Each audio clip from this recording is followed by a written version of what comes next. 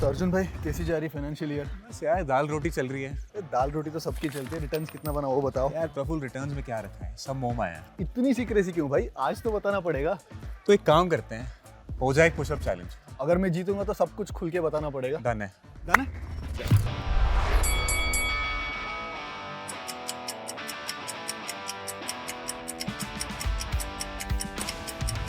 One eternity later.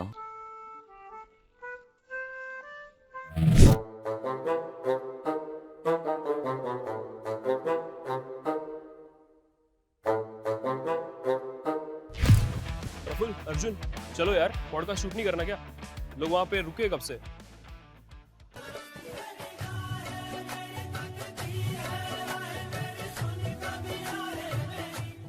तो अर्जुन भाई आज का वर्कआउट तो खत्म हो ही गया, तो थोड़ा काम की बात करते हैं यार शुरू। तो it's been what like 8 years into the markets? यार मैंने अपनी जॉब 2017 में छोड़ी थी। एंड अच्छा, you were working before? I was working before. But take me through that journey. Like when did you start? Like how did you get the idea of markets? Start from So the beginning. by qualification, I am a chartered accountant. अच्छा, you're a CA. I am a CA. So CA अपनी मैंने complete करी। Oh, by the way, first CA on our show. Okay. So CA से पहले यार I had an entrepreneurial bent of mind, हमेशा से था। तो people don't know, I received my first paycheck at the age of 13. 13 And that was from Google. So I started writing technology blogs. बहुत साल पहले मैंने शुरू कर दिया था। तो ब्लॉगिंग एक क्रेज भी नहीं होता था। So blogs लिखता था, कंटेंट क्रिएट करता था, एंड बहुत सारे मैंने टेक फर्म्स के लिए रिव्यूज भी करे हैं बैक देन। ठीक है। You have a CA background, but you got yourself interested in tech. So कैसे टेक हो गया? एक नेचुरली मेरे को एक इंक्लिनेशन थी टुवर्ड्स टेक। ठीक है। तो आई रिमेम्बर नोकिया ने मुझे यूके से फोन भेजा था टू रिव्यू, हाँ. And there was this time Microsoft ने कॉन्फ्रेंस रखी थी यहाँ पे दिल्ली में, and I was the youngest guy there. I was in class 10th। अच्छा. तो तब से मतलब कुछ ना कुछ था कि यार ये सब मतलब टेक साइड पे ही जाना है। Then as I progress मैंने कहा यार I don't want to like take up science as a stream. Without science, computers is not really an option. तो CA करनी शुरू कर दी। ठीक है। फादर भी CA हैं। I got into that line. तो मुझे ये बताओ, like you were so interested in tech, तो class 10th में ही like you were doing all that tech blogging and all that stuff, but suddenly you decided to pursue your CA. Not suddenly. जैसा कि मैंने कहा कि 10th में you have to obviously go for A commerce stream, और non-med. So I opt नहीं करा मैंने non-med के लिए। I went for commerce. तो तो commerce में मुझे लगा यार best option is to go for CA. तो CA करी। उसके बाद आर्टिकलशिप मैंने अपनी KPMG से करी। 3 साल वहाँ पे लगाने के बाद I went to PwC. PwC में क्वालिफिकेशन के बाद गया। बट हमेशा से था यार कुछ करना है तो अपना ही करना है। And I used to question myself कि what is my true passion. ठीक है। कि अगर मैं कुछ करना चाह रहा हूँ अपना तो वो क्या होगा। ब्लॉगिंग एंड ऑल तो ठीक है चल रहा था, but I wanted to do something different. And जब PwC में था तब मुझे थोड़ा सा मार्केट्स की तरफ इंक्लिनेशन आया। कैसे? Where did that spark come so from? Markets में ऐसा नहीं था कि उससे पहले बिल्कुल नहीं कर रहा था, ऑन एंड ऑफ चल ही रहा था। एज अ CA आपका थोड़ा फाइनेंस तो एक्सपोजर होता ही है। तो because of that I was into markets. But वहां जाने के बाद कंप्लीटली मेरे को थोड़ा ऑप्शंस साइड का एक्सपोजर मिला। तो ऑप्शंस करते करते यार ऑब्वियसली आप बाइंग से ही शुरू करते हो। एंड थोड़ा बहुत डेरिवेटिव्स के बारे में even your CA curriculum has a bit उसमें of भी होता है, करिकुलम में रहता है derivatives, CA का। हाँ. Options and all derivatives is there. So थोड़ा सा आइडिया आपको वहां से मिल जाता बट है। मुझे ये बताओ कि CA curriculum में जो theoretically एक बच्चा जो पढ़ता है ऑप्शंस में and what we do in the real world, तो कितना फर्क पड़ता है? You can't trade options basis that knowledge. You can't. You just cannot. That is all theoretical. और real life में जो आप options trading कर रहे हो, that is But did very it help different. in any way? It gives you a theoretical kind of a base, जिससे आपको थोड़ा सा basic समझ आने लग जाता है कि हाँ यार let's say options में at least break even निकालना आपको आ जाता है। थोड़ा बहुत आपको समझ आ जाता है call put होती क्या है, but उतना ही रहता है। Okay. If you say कि मैं उसको यूज करके ट्रेडिंग कर लूंगा तो वो नहीं हो पाएगा। आपके CA के कोर्स में you also did a lot of fundamental analysis of stocks and all that stuff? यार Balance फंडामेंटल sheet तो रहता ही है, analysis and all because that? As a CA accounting पे आप एक्सपोज्ड हो, you are exposed to other aspects of the balance sheet, P&L आप create कर रहे हो बेसिकली, तो आपको वो सारी चीजें तो पता ही हैं। क्यों मैं इस क्वेश्चन क्यों पूछ रहा हूँ, because a lot of CAs they turn into fundamental analysis of stocks and they turn into fundamental investors, they look for value investing and stuff like that, but very few CAs I know personally who suddenly like shifted to derivative trading. So as I said कि जब options की तरफ exposure आया तो investing तो पीछे रह जाती है, and once you get a taste of that तो आपको किसी और चीज में मजा नहीं आएगा. इट्स लाइक टेस्टिंग कोकेन, ठीक है. सो आपको एक बार वो चीज का फ्लेवर मिल जाएगा, then you enjoy it. Plus एक थोड़ा क्यूरियोसिटी भी थी कि यार ये चीज है क्या. So I started reading about statistics, probabilities के बारे में पढ़ना शुरू करा. तो जो भी अपना टाइम होता था एक्स्ट्रा वो मैं उस पे लगाता था. I remember and I have said it before also कि एक चैनल है टेस्टी ट्रेड. सो ऑप्शंस का मैंने वहां से बहुत सीखा है. तो मेरा डेली ट्रैवल गुड़गांव रहता था, एंड 2 घंटे आना 2 घंटे जाना ये डेली का था. सो 4 घंटे either I used to like listen to an audio book, या फिर टेस्टी ट्रेड के ना वो क्लिप्स होते थे छोटे छोटे, लाइक 10-15 मिनट वीडियोस, तो वो लगा के. So if I tell you I must have watched over 500 to 700 videos. Arjun, like you said that you received your first paycheck at the age of 13. So that जो entrepreneurial mindset है, so was it imbibed in your childhood because of your parents or because of your family members? So childhood कैसा रहा? So yeah, I come from a typical middle class family, and my father is a CA. तो उनका भी अपनी practice रही है. So वो practice में ऑप्शन था मेरे पास हमेशा जाने का, but somehow I am not very inclined towards what CAs do. It's not that I have anything against it, but मेरे लिए वो नहीं है, मुझे ऐसा लगता है. Audit taxation में उतना मुझे किक नहीं मिलता, okay, जो काइंड ऑफ मुझे ट्रेडिंग से मिला. सो ब्लॉगिंग वगैरह करते करते यार मेरे को समझ आया कि हाँ यार there are other ways to make money, सिर्फ जॉब ही नहीं है. बट वो होता है ना यार, हम मिडिल क्लास फैमिली से आते हैं तो टिपिकली आपका यही रहता है कि एक डिग्री ले लो, एक स्टेबल जॉब में लग जाओ. दैट इज हाउ आपकी लाइफ थोड़ा सेट हो जाती है, and they are not wrong. ठीक है, हर पेरेंट्स चाहता है कि यार एक स्टेबल लाइफ मिले बच्चे को. बट वो थोड़ा सा जब आपका बेंट ऑफ माइंड उस तरफ हो जाता है, then you start exploring different things. ठीक है, आप चाहते हो कि यार मेरे को टिपिकल वेन्यू में नहीं जाना, मेरे को कुछ अलग करना है. और जैसा मैंने पहले कहा यार, I used to question myself कि यार पैशन है क्या मेरा. ठीक है, सो ट्रेडिंग जब मैंने शुरू करी तो मुझे लगा हाँ यार दिस कैन बी समथिंग जो मैं पूरी लाइफ कर सकता हूँ. आपका इस पूरा इस स्टेटमेंट पे ना, I am picking up on this statement कि you started trading because you got that kick from it. Right, do you get the kick even now? Absolutely यार, every day is a good day in the sense there is lot to learn. However जो kick आपको शुरू में मिलती है, that kick is a different kind of a kick. Why? Because you want instant money. ठीक है, and when that money hits you, जब आपके पास वो एकदम आपने ऑप्शन बाय किया 10 का और वो 50 हो जाता है, तो वो किक अलग होती है. But now over the years when you do it full time, तो आपका वो प्रोसेस थोड़ा रिफाइन होता रहता है. Now, like, how do you get that kick? Kick is from generating alpha. By generating alpha, मेरा मतलब है कि when you figure out a new strategy, when you like improve your process, when you improve your returns, when you figure out something new, या कोई अलग strategy crack कर लेते हो, तो that is when you get that kick. So generally there is this quote that exists in the trading world that if you are trying to get that adrenaline rush from trading, you're doing something wrong. Trading has to be the most boring thing ever because you have to do it day in and day out. You have to do the same thing repeatedly. So do you agree with this? Because you say that you still love your after that kick. So यार मेरा इस पे view partly I agree with this कि it has to become a little monotonous in the sense कि अगर मैं अपनी बात करूं तो I am a systematic trader. Majority of what I do is systematic trading. तो मुझे सेम चीज डेली आके करनी है, उसको रिपीट करना है, रिंस एंड रिपीट है मेरे लिए. तो सुबह आए, सेम टाइप के ट्रेड्स डाले, and let the process give you money. And let the law of large numbers take care of itself. let the probabilities play out. It's simple as that.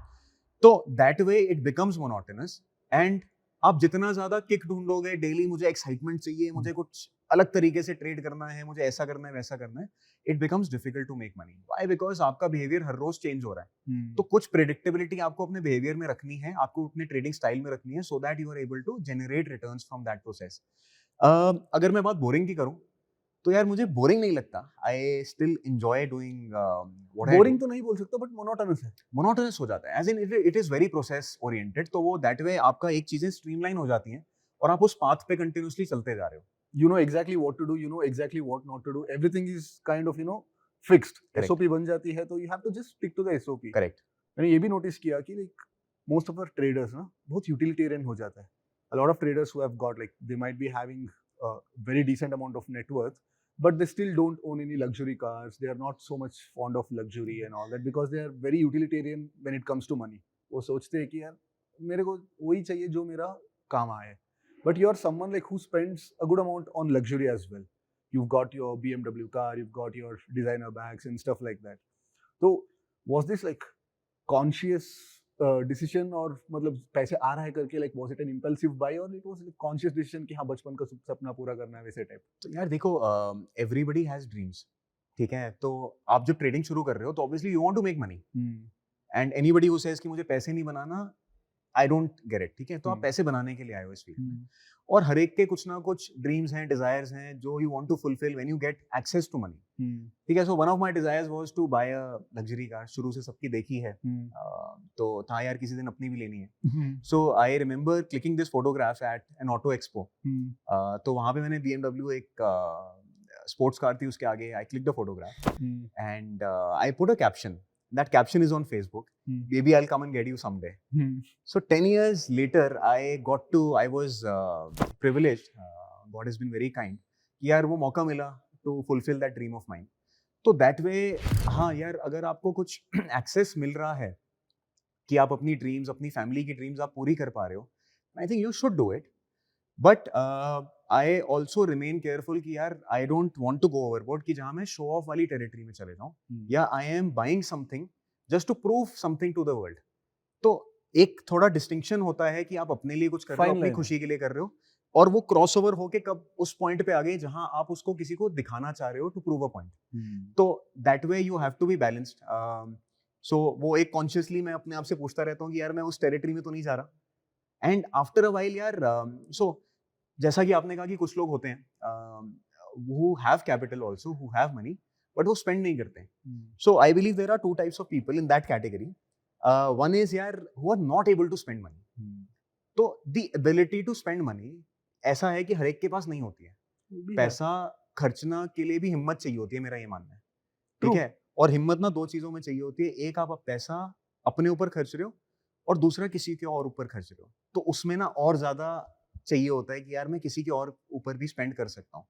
But then कुछ लोग होते हैं यार who have moved beyond money, कि मतलब money ना उनके लिए बस एक above materialism हो गया है.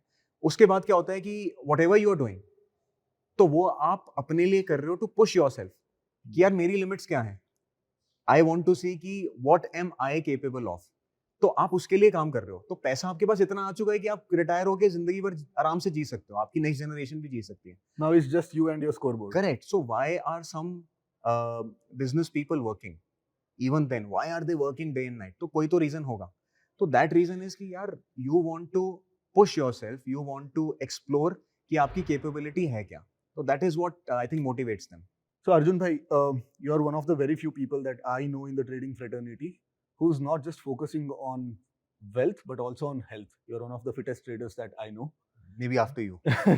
No, you're like equally fit, I guess.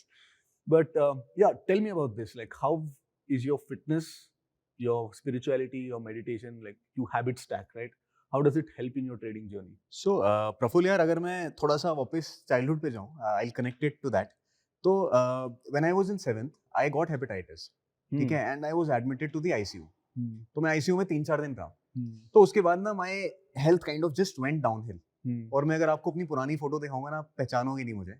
So I was almost 50 kgs when I was in 10th, 11th. तो 50 for a guy like me बहुत कम था.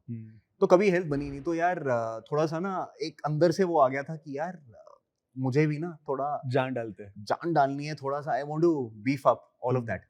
तो जब मेरा 12th के एग्जाम्स खत्म हुए, day 1 I was in the gym. ठीक है, तो वो मोटिवेशन थी अंदर से कि यार कुछ ना करना है, बॉडी बनानी है. तो एक फिटनेस का वहां से शुरू हुआ. एंड फर्स्ट ईयर में I put on 10 kgs of muscle mass. ठीक है, तो वहां से धीरे धीरे अपना जर्नी शुरू हुई. तो वो एक हैबिट बनती चली गई, और एक रूटीन में इतना आ गया कि यार अगर आप कुछ दिन छोड़ रहे हो जिमिंग या वर्कआउट, तो आपको कुछ मिसिंग लग रहा है.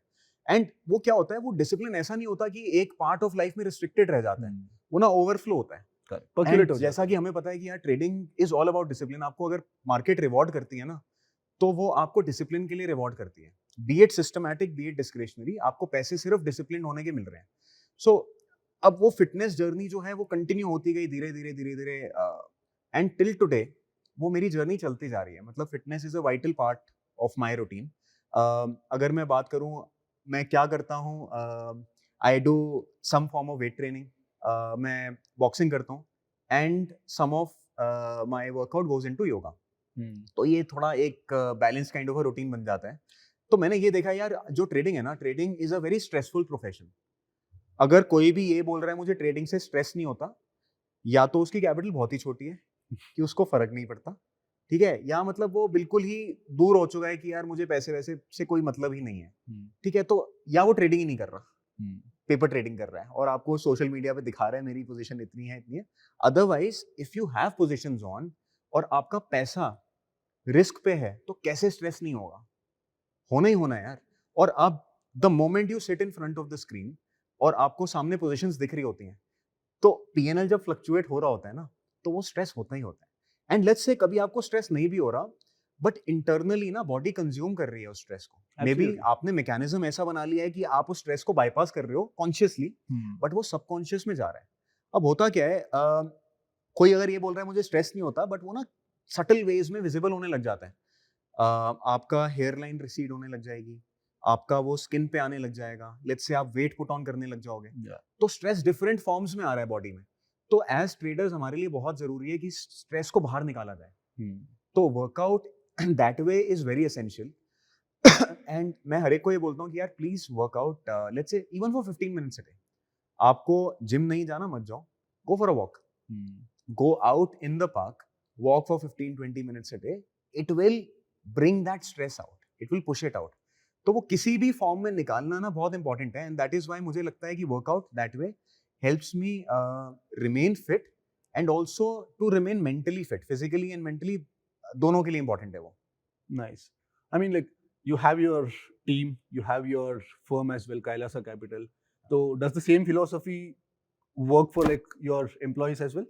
So यार, मतलब I try to push people, not force people. I try to push people कि यार कुछ ना kind of ऐसी habits develop करो जो आपको ट्रेडिंग के अलावा भी एंगेज रखे. ऐसा नहीं होना चाहिए कि आपकी लाइफ जो है वो सिर्फ 9:15 से 3:30 बजे तक की है और उसके बाद आप क्या कर रहे हो कि यार या तो रिलैक्स कर रहे हो या सिर्फ नेटफ्लिक्स देख रहे हो, ऑल ऑफ दैट. तो do develop some kind of habits. तो उसके लिए मैं क्या करता हूँ, I have a very simple process जहाँ पे मैंने अपनी टीम की गोल शीट बनवाई हुई है. तो I have a goal sheet for everyone where I sit with them और मैं अपने ट्रेडर्स को ये बोलता हूँ कि यार what do you want to achieve in life. अगर पैसा कमाना है, कितना कमाना है, ठीक है, अपना ईयरली टारगेट क्या है. तो I tell them to dream big. आज कितना कमा रहे हो does not matter, dream big. But ऐसा भी नहीं आप उसमें जाके शीट में 1000 करोड़ रुपए लिख दो, ये भी नहीं, be realistic, but aim big, ठीक है. So that and then I tell them कि यार आप अगले 3 महीने 6 महीने में क्या अचीव करना चाहते हो. लेट्स से अगर आपको ट्रेडिंग है तो ट्रेडिंग में क्या सीखना चाहते हो. Let's say you want to learn delta neutral trading, write that, ठीक है. So we create broad macro goals and for anyone watching this podcast, I'll suggest कि आप अपने लिए भी ये ट्राई करके देखो. Create broad macro goals कि यार मैं ये अचीव करना चाहता हूँ लाइफ में, ठीक है. 4-5 आपने गोल्स लिख दिए कि मैं फिट रहना चाहता हूँ, I want to learn how to meditate, all of that, जो भी आप अचीव करना चाहते हो. Then what I do, I create monthly goals for them. So Excel में मैं 2 टैब्स बना देता हूँ, मैक्रो गोल्स और मंथली गोल्स. तो मंथली गोल्स में हम लोग क्या डालते हैं कि यार अगर मुझे डेल्टा न्यूट्रल ट्रेडिंग सीखनी है तो let's say this month I want to only focus on strangles, ठीक है. तो उसके आगे ना मैं चेक बॉक्सेस डलवाता हूं, specific goals with different Correct. aspects of So, life. with my team also I try to push them. मैं कोशिश करता हूँ उनको थोड़ा सा पुश करूँ towards meditation, even though meditation is something यार जो हर एक के लिए नहीं है, as in it has to come naturally. So you can't force that. But I try to inspire them and motivate them कि why it is important. तो थोड़ा सा वो लोग कोशिश करते हैं. तो कोशिश भी ऐसे यार, मैंने उनको ये बोला हुआ है कि शाम को 5 मिनट के लिए आंखें बंद करके बैठ जाओ, बस कुछ नहीं करना, कीप योर फोन अवे, कुछ भी नहीं करना है. 5 मिनट के लिए बैठ के तो देखो कि बैठ भी पा रहे हो या नहीं. कि आप जब वो आंखें बंद करके बैठे हुए हो ना, आपका मन इधर उधर जाएगा, लेट इट गो, कोई दिक्कत नहीं है. बट बस बैठ के देखो कि ऑब्जर्व करो कि यार दिमाग मेरा कहाँ कहाँ जाता है, because all of that is inside your subconscious. True. ठीक है, तो just try to understand yourself on deeper levels, because उससे आपकी ही ग्रोथ होने वाली है. तो अभी like since I mentioned Kailasa Capital, so you have a set of coders Yeah. for back testing and to generate alpha, and then you have flow traders as well. Yeah. And sometimes you also punch manual discretionary trades. Correct. वो क्या मतलब सिर्फ चुल के लिए करते हो या like you just do it so that you are in sync with the markets? यार देखो, मैंने तो देखा जो चुल के लिए ट्रेड्स होते हैं ना, उसमें हाँ. पैसे बनते नहीं है, वो तो लॉन्ग रन में जाते हैं. see, we all crave that, you know, that adrenaline rush. Yeah. In some or the other form. Correct. So when you do it, let's say एक छोटा सा एक account बना लो, उसमें just get it out of the system so that you don't commit the same kind of impulsive trades on the bigger accounts. So I have tried doing that. अलग account रखा है, but मैंने क्या realise किया कि नहीं यार, whatever small amount of money you have, वो इम्पोर्टेंट है.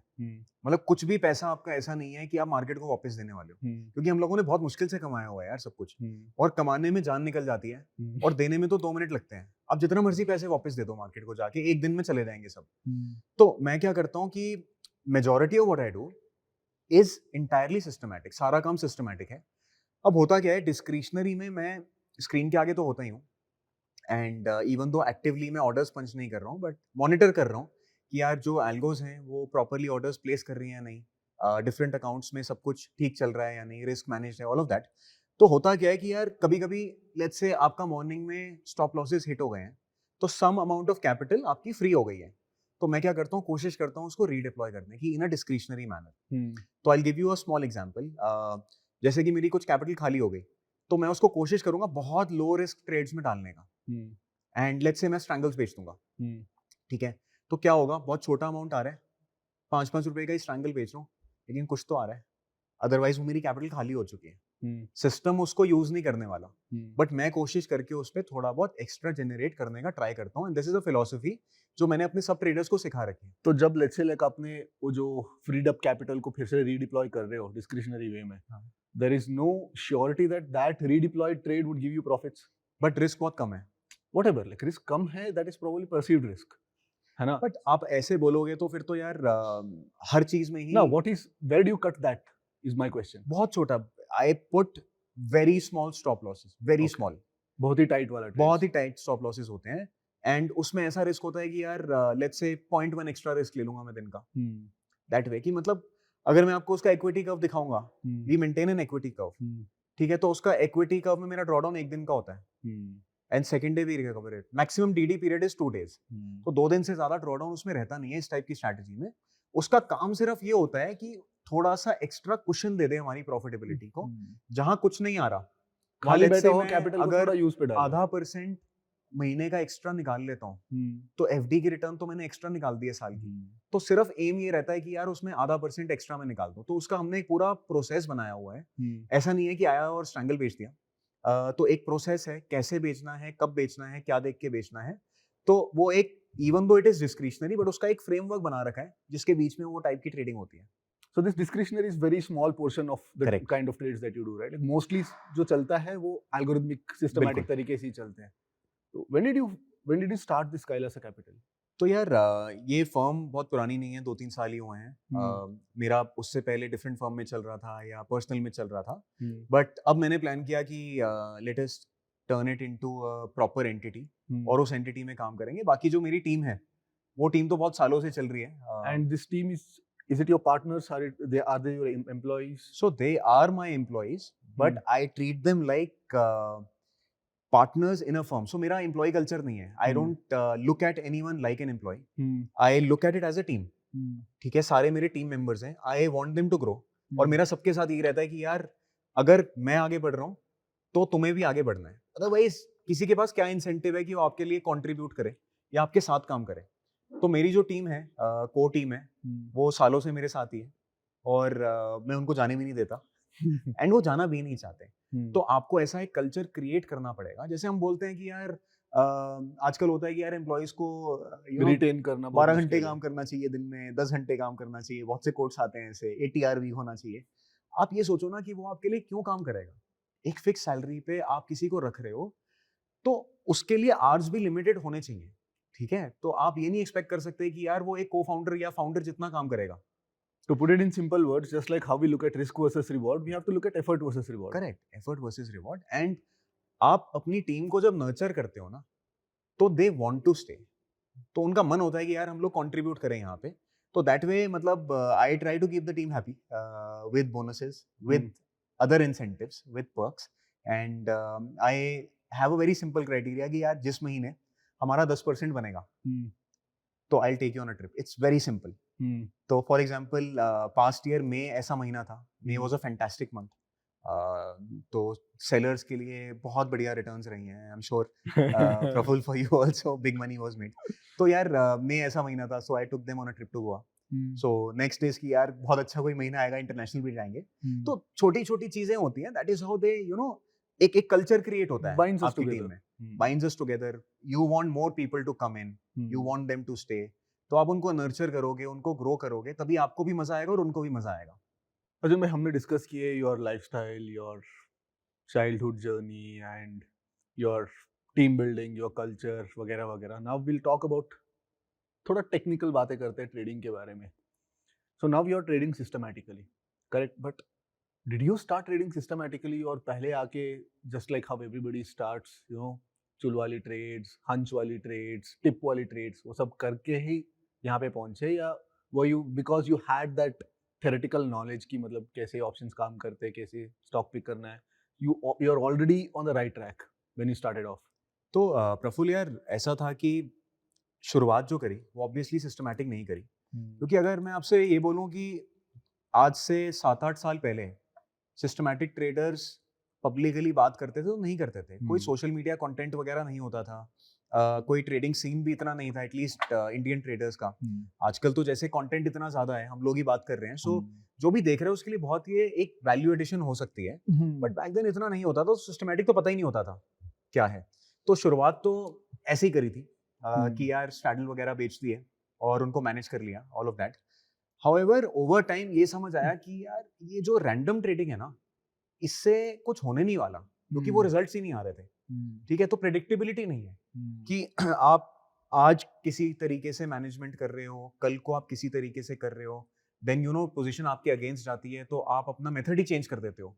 तो ये सारी जब प्रॉब्लम्स आने लगी तो समझ आया कि यार थोड़ा सा तो मुझे कुछ फ्रेमवर्क चाहिए, because this is not working. कहाँ से मिला फ्रेमवर्क? तो फ्रेमवर्क के लिए क्या किया, जैसा कि मैंने कहा यार मैं एक टेस्टी ट्रेड चैनल देखता था, तो मैं बार बार टेस्टी ट्रेड इसलिए बोलता हूँ कि यार I have to give them credit. Same here, like even उन्होंने they have changed how I trade. Absolutely. ठीक है, तो अब क्या हुआ कि यार उनसे जो चीजें सीखी ना, जैसे वो बोलते थे कि आप 50% पे स्ट्रैडल को मैनेज कर दो, या इतना क्रेडिट ले रहे हो तो इतना मूव आने पे आप उसको एडजस्ट करो. तो अब मेरे पास कोई कोडिंग वोडिंग की नॉलेज तो नहीं थी उस टाइम पे. ठीक है, तो एक्सेल ही आता था, लेकिन एक्सेल बहुत अच्छा आता था, क्योंकि मेरे बिग 4 डेज में मुझे कुछ सिखाया तो मुझे एक्सेल सिखा दिया. तो you can say I was an Excel champ.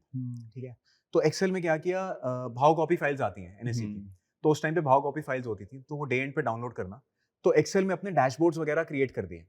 ठीक है, डेटा वगैरह सारा वहां पे बना दिया. IVs and all, historical IVs क्या रही हैं, आईवी चार्ट्स, आईवीआर, आईवीपी, इन दोनों की बातें, टेस्टी ट्रेड, ये कॉन्सेप्ट वहीं से आया. तो ये सारा कुछ प्लॉट कर दिया. तो समझ आया कि यार डे एंड पे ना मेरे को सिर्फ भाव कॉपी फाइल डालनी होती थी अपने फोल्डर में, और वो एक्सेल में सब जनरेट हो जाता था कि आईवीपी आईवीआर हाई कहाँ पे चल रही है. और मुझे याद है ट्विटर पे भी हम लोग ये सब पोस्ट किया करते थे बैक देन, जब ये सब डेटा ही नहीं होता था. Most of the short wall trading concept जो आया इंडिया में, मोस्टली जो भी मतलब प्रोपेगेट किया, I think we all learn from tasty trade. तो I think as you rightly said, we have to give credit where it's actually due. Correct. तो यार वहां से सीखना शुरू करा, तो ग्रेजुअली ना धीरे धीरे मुझे इस हैबिट में ये हैबिट आ गई कि यार डेटा लेके उसको ना कुछ उससे निकालना है. I want to rely on data. Let's say IVP IVR निकाल रहा हूँ, वो सारा कुछ डेटा से निकल रहा है.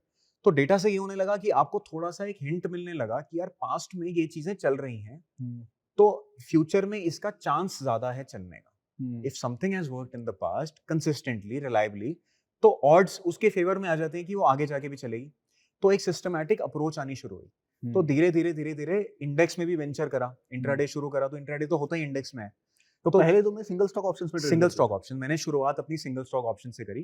पोजिशनल ट्रेडिंग से ही शुरुआत करी मैंने सारी अपनी. और सिंगल स्टॉक ऑप्शंस मैं तब से करता आ रहा हूँ. आई थिंक 2016 से मैं सिंगल स्टॉक ऑप्शंस देखता आ रहा हूँ. बट उसके लिए तो कैपिटल भी चाहिए होता है. या देखो पहले तो ना कैपिटल की दिक्कत ही नहीं होती थी, मार्जिन रिक्वायरमेंट क्या होती थी, हाँ, उस time अगर पे तो एक काफी टाइम कम की थी। बात करें तो इंट्राडे 40x लेवरेज मिलती थी Yes. ऑफिशियली, मतलब कोई जरूरत नहीं थी प्रॉप डेस्क वगैरह कुछ इस सब में जाने की, लोगों को 40x ब्रोकर्स दे देते थे। Exactly. मतलब मैं बोलता हूँ yes 40x is way too overboard of a leverage to take, but उस leverage ना somebody wants to experiment and somebody wants to get his hands dirty. Right, The cost of that experimentation was way too low Correct. back then. Correct, अभी तो कोई बंदा 5-10 लाख के बिना markets में experiment करने भी Right. ना सोच सकता। राइट, बिल्कुल। तो यही होता था यार उस टाइम ना, मार्जिन की इतनी प्रॉब्लम नहीं होती थी, प्लस जो भी अपना लिमिटेड सेविंग्स थी, जॉब वॉब से जो करा वो वहां डाल दिया। तो क्या होता था, अगर आपने 5-10 लाख का भी अकाउंट खोला हुआ है, आप आराम से ट्रेडिंग कर सकते थे। मतलब 10 लाख पे तो बहुत अच्छी ट्रेडिंग हो जाती yes थी। yes yes. ठीक है, I remember opening an account, एक ब्रोकर के साथ हमने ओपन किया, तो उसमें 1 लाख रुपए डाले एंड प्रफुल 100 200 लॉट बेच देते थे उसके ऊपर। मतलब कोई दिक्कत ही नहीं होती अब थी। एक नहीं बेच पाते हो। अब नहीं हो पाता, मतलब 100-1-2 लाख रुपए में बहुत हेवी क्वांटिटी आ जाती थी, बिकॉज लेवरेज इतनी ज्यादा होती थी उस टाइम पे। तो अब क्या है कि वहां से यार थोड़ा समझ आने लगा। So let 2019 I started creating proper systems. नहीं, which was your first year in trading? Trading मतलब मार्केट्स का एक्सपोजर तो बहुत पहले से था। हम्म। आप अगर मैं बोलूं तो यार 2012-13 से ही मार्केट तो शुरू कर दी होंगी, शायद उससे पहले But कर full दी fledged. फुल फ्लेजेड में जो ट्रेडिंग में आया 2017 में, I got into trading full time. So how was that 2017 for you? Profitable, loss making? यार तभी जॉब छोड़ी कि दिख रहा था हाँ यार जॉब से तो क्या बनना है, यहीं पे हम्म। बनाएंगे। Hmm. ठीक है, तो पहले 1-2 महीने तो बहुत अच्छे निकले एज एक्सपेक्टेड, तो मजा आ रहा था। Beginners लगा। फिर तीसरे महीने क्या हुआ, कुछ ऑप्शंस बेचे हुए थे एक स्टॉक में, जस्ट डायल में। ठीक है, और जस्ट डायल में ना मतलब एक्सपायरी, अब तो क्या है एक्सपायरी के आसपास बहुत मार्जिन बढ़ जाते हैं, उस टाइम कुछ नहीं होता था, तो उसमें ना पोजीशन बहुत बड़ी बना दी। तो लगा यार एक्सपायरी तो 2-4 दिन में होने वाली है, तो उसमें आई थिंक प्रीमियम भी कुछ ना 2-3 लाख रुपए पड़ा हुआ था। तो मैंने कहा यार ये प्रीमियम तो पूरा खाएंगे। ठीक है, अब वो दोपहर को ना स्क्रीन के आगे बैठे हुए हैं, तो एक मूव आना शुरू होता है एंड स्टॉक 2, 3, 4, 5, 8, 10% गिर रहा है। मैं स्क्रीन के आगे बैठा हूँ, देख रहा हूँ हो क्या रहा है ये? कितने मिनट में गिरा ये? कुछ भी नहीं यार, 5-10 मिनट, 5-10 मिनट 10%? मतलब गिर रहा है, ऐसे गिरे जा रहा है कंटिन्यूअसली। तो मैं देख रहा हूँ यार स्क्रीन पे जो प्रॉफिट था, प्रॉफिट तो खत्म हो गया, अब लॉस आ रहा है। 50,000, 1 लाख, 2 लाख, 2.5 लाख, 3 लाख। और कैपिटल कितना था? कैपिटल क्या था यार, 20 लाख कैपिटल होगा। अच्छा 20 लाख पे ऑलरेडी 2.5-3 लाख हाँ, पहुंच गया। 2.5-3 लाख उड़ गया। तो अब क्या हुआ भाई, वो पोजीशन तो काटनी है, उसको खत्म किया। तो फिर लगा यार आज तो ना बॉटल खोलनी पड़ेगी शाम को। तो उसके बाद थोड़ा सा सीरियसली इसको लेना शुरू किया कि यार ऐसा नहीं है कि आप ब्लाइंडली बेच दो और बैठ जाओ कि मुझे ही मिलना है। Market does not owe you anything. As a trader market की कोई रिस्पॉन्सिबिलिटी नहीं है आपको पैसे देना। जस्ट बिकॉज आप मार्केट में कैपिटल ले आए हो और आपने ट्रेडिंग शुरू कर दी है, मार्केट का कोई वो नहीं है ऑब्लिगेशन नहीं कि है। मुझे पैसे दे। ये आपको पैसे छीनने पड़ेंगे, और एफएनओ में आपको छीनने इसलिए पड़ेंगे कोई सामने बैठा है उससे छीनने। That is the sad part of it, but the reality of it. Investment में दोनों लोग पैसे कमा सकते हैं या 10 लोग पैसे कमा सकते हैं, हर कोई Value पैसे add हो कमा रही सकता है। है, वैल्यू ऐड हो रही है। ट्रेडिंग में नहीं ये है, तो ट्रेडिंग में zero आप sum छीन रहे हो। ठीक है, तो आपको एक प्रोसेस बनाना जरूरी है जहां पे आप अपने आप को काबू कर सको कि यार मेरे को लॉस कब काटना है, मुझे कब एंटर करना है, कब एग्जिट करना है, पोजीशंस कैसे बनानी है, कितने की बनानी है।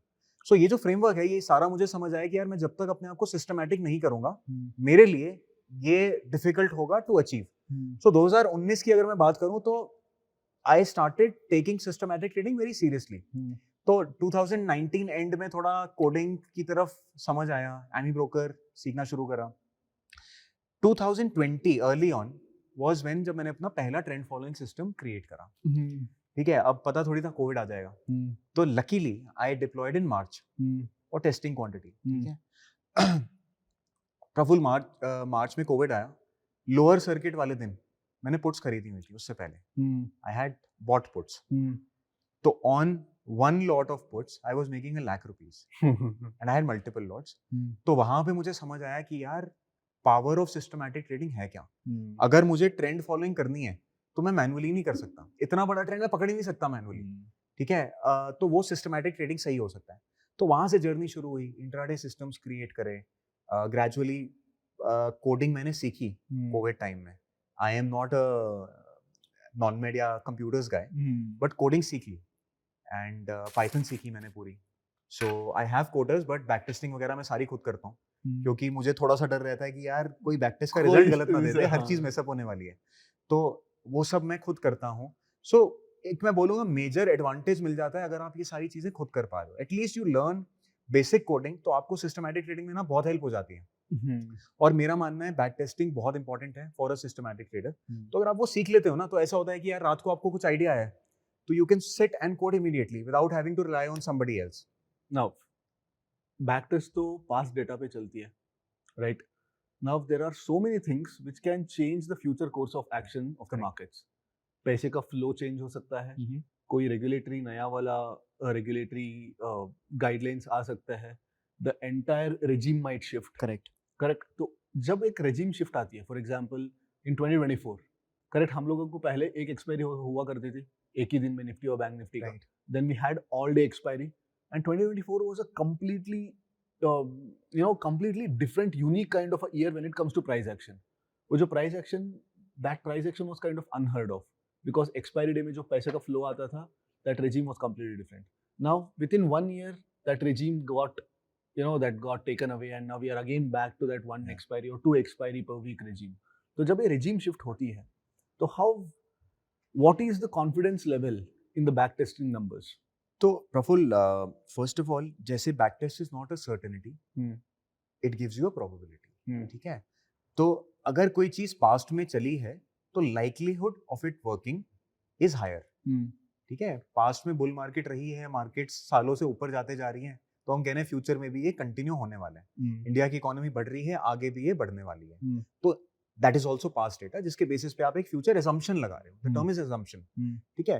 तो बैक टेस्ट क्या होता है? आपको एक आइडिया दे देता है कि आगे यार ऐसा हो सकता है, ये पाथ कंटिन्यू हो सकता है। अब वो हो ना हो इसकी कोई श्योरिटी नहीं है, but probability is on your side, ठीक है? अब होता क्या है यार, मैं ट्रेडिंग को ऐसे देखता हूँ, या बैक टेस्टिंग या सिस्टमैटिक ट्रेडिंग को स्पेसिफिकली ऐसे देखता हूँ कि ये एक साइंस तो है, science in terms because it is data backed, so you have hard conclusive proof, but there is an art part to it as well, ठीक है? That art is how you interpret that data and basically how you extract information from that data. That is art. And also your reading of the markets. या markets को read कैसे कर पा रहे हो, that is art. Because ultimately जो भी आप back test कर रहे हो या जो भी data से conclusions derive कर रहे हो, that has to come from experience also. एक narrative build होना जरूरी होना है। चाहिए। तो मुझे लगता है कि यार जो आप screen time देख रहे हो, अगर मैं charts को as a systematic trader भी देख रहा हूँ, वैसे I don't look at charts too often for trading basically, but I look at it for information. कि आगे मैं और क्या टेस्ट कर सकता हूँ, या आज कुछ हुआ तो उसमें मैं क्या और बेहतर कर सकता हूँ। तो that part is art, I feel, ठीक है? नाउ अब हम रेजिम चेंज की बात करें। Let's say you create a basic system जो कि ट्रेंडिंग मार्केट्स को कैप्चर कर रहा है, ट्रेंड फॉलोइंग कर रहा है। अब क्या है, एक्सपायरी पे क्या हुआ कि बहुत ज्यादा ऊपर नीचे होने लग गया, तो naturally something major when it happens in the markets, कुछ भी नई रेगुलेशन आती है, कुछ भी आता है, तो वो टेम्परेरीली मार्केट्स को हिला देता है, टेम्परेरीली। However, ऐसा नहीं होता। अगर आपकी स्ट्रैटेजी प्रॉपरली आपने उसको बैक टेस्ट करा हुआ है, कर्व फिट आपने उसको नहीं करा हुआ, तो उसका चांस चलने का होता है। ऐसा नहीं होता कि वो बिल्कुल ही जीरो हो जाती है। तो लोग क्या करते हैं कि बैक टेस्टिंग जब कर रहे हैं तो वो क्या करेंगे, दिन के ना 10 टाइम टेस्ट कर लिए कि अगर मैं टाइम बेस्ड 9.5 डालता हूँ, 10 डालता हूँ, 11 डालता हूँ, तो क्या होने वाला है। तो किसी ने कहा कि यार 10 बजे ना सबसे बढ़िया आता है, तो मार्केट कल को बोलेगी यार नहीं, अब से ट्रेंड 9:30 बजे शुरू होगा, या उसके बाद टेस्ट ये होगा कि 11 बजे शुरू होगा। तो दैट वे वो एक एग्जांपल है कर्व फिटिंग का। अगर आपकी स्ट्रैटेजी कुछ इस टाइप की बनी हुई है, या मैं एग्जांपल लूं मूविंग एवरेजेस का, किसी ने ना कर्व फिट करके मूविंग एवरेज निकाल ली कि क्रॉसओवर ना अगर 10 और 20 का होता है तो वो सबसे प्रॉफिटेबल है। ऐसा नहीं है, फ्यूचर में वो चेंज होता है। सो मैं इसमें टू गिव एन इनसाइट कि व्हाट आई डू, तो मैं ऐसा करता हूँ, I check a range of parameters and I figure out which parameter when moved here or here does not affect the strategy much. Basically the strategy return should be consistent over a range of parameters, not at the particular number. अगर 19-20 का फर्क आ रहा है, let's say अगर मैं moving average की बात करूं, मैं 20 मूविंग एवरेज पे टेस्ट कर रहा हूं, और मैं अगर उसको 15 करता हूं या 25 करता हूं, तो बहुत ज्यादा इम्पैक्ट कुछ नहीं आ रहा।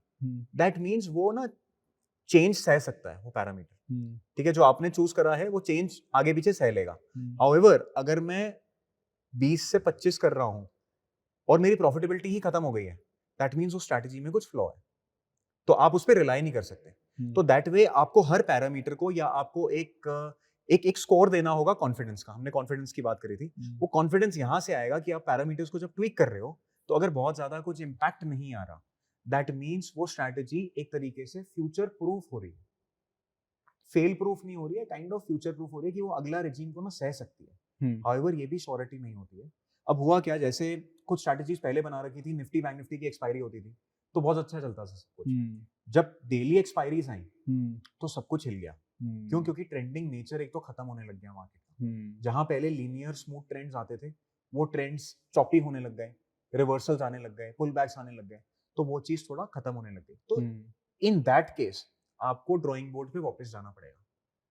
और वो ड्राइंग बोर्ड पे कैसे जा सकते हो? नहीं, मुझे ये जानना है कि let's say like you have a particular outcome from your back test and now you're forward testing it or now you're deploying it, तो अभी कितना divergence पे you say that bro now I need to go back to the drawing board? जहाँ पे आपका drawdown है वो drawdown 2x तक पहुंच जाएगा। टाइम ड्रॉडाउन या मॉनिटरी ड्रॉडाउन? टाइम ड्रॉडाउन भी मैं ले लेता हूँ कि यार तो टाइम ड्रॉडाउन ना मैं इंडिविजुअल स्ट्रैटेजी को कम प्लेस करता हूँ, क्योंकि जब एक बास्केट चल रही है तो मुझे इंडिविजुअल पे ऐसा नहीं होता कि यार 1-2 महीने नहीं चली तो मुझे उसको बंद करना है। मेरा टाइम ड्रॉडाउन पे ओवरऑल कंसर्न होता है कि पूरी बास्केट पे अगर टाइम ड्रॉडाउन आ रहा है that means something has to be done. और मेरे लिए time drawdown is about 2 months। 2 महीने ड्रॉडाउन जा सकता है। 2 महीने के बाद मेरे को देखना पड़ेगा। तो that way what I do is कि अगर किसी भी स्ट्रैटेजी में लेट्स से मैक्स ड्रॉडाउन जो है पहले तो अगर वहां पे आ गया है तो मतलब कुछ उसमें ऐसा हो रहा है मार्केट में जिसको इस स्ट्रैटेजी ने पहले कैप्चर नहीं किया था। Something different is happening. तो आपको ड्राइंग बोर्ड पे वापस जाके देखना पड़ेगा कि यार क्या ऐसा हुआ है। लेट्स से अगर मैं टाइम बेस्ड स्ट्रैटेजी की बात करूं तो क्या उसी टाइम पे प्रॉब्लम आई है या हर टाइम पे प्रॉब्लम आ गई है? ठीक है। अब ये भी नहीं होना चाहिए कि यार आपकी स्ट्रैटेजी 1 महीना चलनी बंद हो गई, आपने कहा नहीं यार कुछ और ढूंढो। वो सिस्टम हॉपिंग में आ जाता है। सिस्टमैटिक ट्रेडिंग में प्रॉब्लम इज कि आप सिस्टम हॉपिंग करते हो, आप जंप करते हो एक स्ट्रैटेजी से दूसरी पे और आप पैरामीटर्स को बहुत फ्रीक्वेंटली ट्वीक करते हो। I don't believe in that. मुझे पैरामीटर्स को बहुत फ्रीक्वेंटली नहीं ट्वीक करना जब तक कुछ खास वेरिएंस नहीं आ रहा। ठीक है। तो मैं क्या करता हूँ, even though I back test on a monthly basis, मैं एवरी मंथ टेस्ट करता हूँ कि परफॉर्मेंस में कुछ फर्क आ रहा है या नहीं, या कुछ और बेहतर निकल पा रहा है या नहीं। अदरवाइज मैं उसको बहुत ज्यादा ट्वीक नहीं करूंगा। एक और चीज, like you already have a basket of strategies, correct? तुमने एक स्ट्रैटेजी नहीं रन करोगे, right? You have like a mean reversion model, you have a trend following model, you have a VRP harvesting model, you have rolling straddles, whatever, whatever.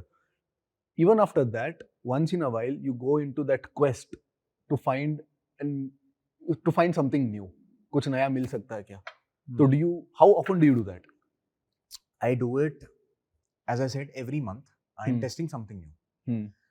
तो पहले तो मैंने क्या देखा यार, जब भी मैं थोड़ा ज्यादा घुस जाता हूँ ना कुछ नया ढूंढने में, या बहुत ज्यादा कोई आके मुझे बोलता है यार ये करके देख ये प्रॉफिटेबल होगा, मैंने देखा आधा टाइम तो उसमें नुकसान लगता है। ठीक है। तो I try to do my research but not too aggressively now.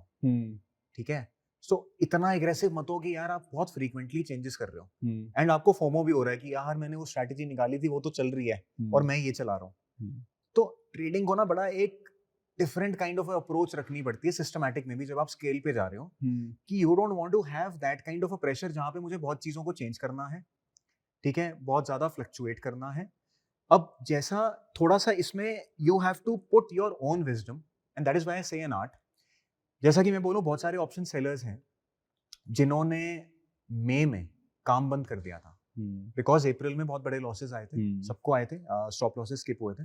तो अप्रैल के बाद लोगों ने क्या किया कि यार अप्रैल में लॉस आ चुका है तो XYZ फंड ये दोबारा करने वाला है मार्केट में।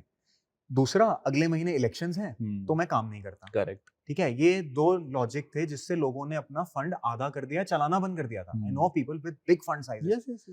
वहां पे आप प्रोबेबिलिटीज के साथ मेसअप कर रहे हो और आप ज्यादा दिमाग लगा रहे हो। करेक्ट। ठीक है। आपको इतना दिमाग भी नहीं लगाना कि आप सारी चीजें खराब कर दो।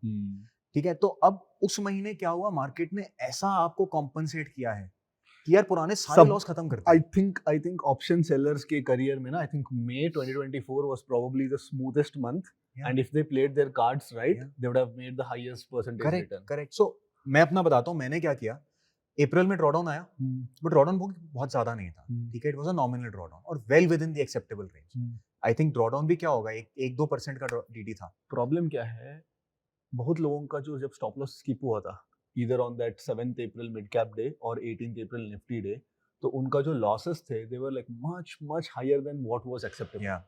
So that is why they stopped. So I remember my team and I sitting, मैंने कहा यार ये हुआ क्या है आज, इवन तो मेरा कुछ भी लॉस नहीं लगा था, I was down 1.5%, that is it, but हमें था यार ये हुआ क्या है, this is a major risk. तो शाम को पहले तो बाहर गए, बाहर जाके अपना 1-8 घंटा बैठे, then I remember sitting in the office till 11 that day, we made some tweaks कि यार आगे क्या करना है कि मैं ऐसे से बच जाऊं, ठीक है। और उसके बाद क्या हुआ, जो डीडी था, अब मेरा जब बैक टेस्टेड डीडी ही हिट नहीं हुआ या मेरा acceptable DD, let's say I work with a DD of less than 5%, अब लेस देन 5% अगर हिट ही नहीं हुआ है तो भाई मैं क्यों जाके पंगे लूं, सिर्फ इस फियर पे कि ये आगे होने वाला है और यू नो मेरे को अगले महीने भी लॉस लगने वाले हैं, इलेक्शन होगा तो मार्केट और वोलेटाइल रहेगी।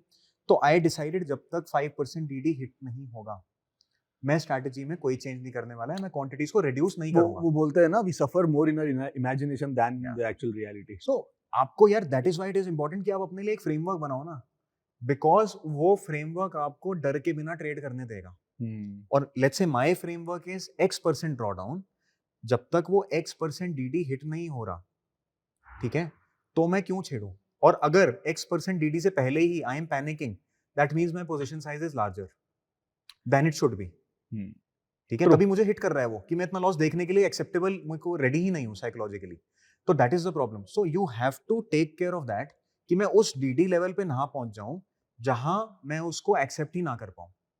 And I am very aggressive with cutting down losses, ठीक है। तो मेरा अगर डीडी लेवल उसके पास पहुंचने वाला होगा ना, वहां तक मेरे को कोई पैनिक नहीं है, बट उसके पास पहुंचने वाला होगा then I am very aggressive. Size कम करते करते मैं साइज कम करते जाऊंगा जब तक डीडी रिकवर नहीं होगा। लोग क्या करते हैं, उल्टा करते हैं, डीडी आ गया तो उसको जल्दी रिकवर करने के चक्कर में डबल साइज ऐड कर देते हैं। तो दिस इज व्हाट आई से, when market is giving you DD, two things can happen.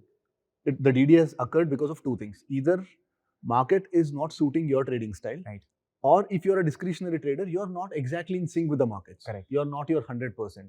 In both the cases, you're better off cutting down your size.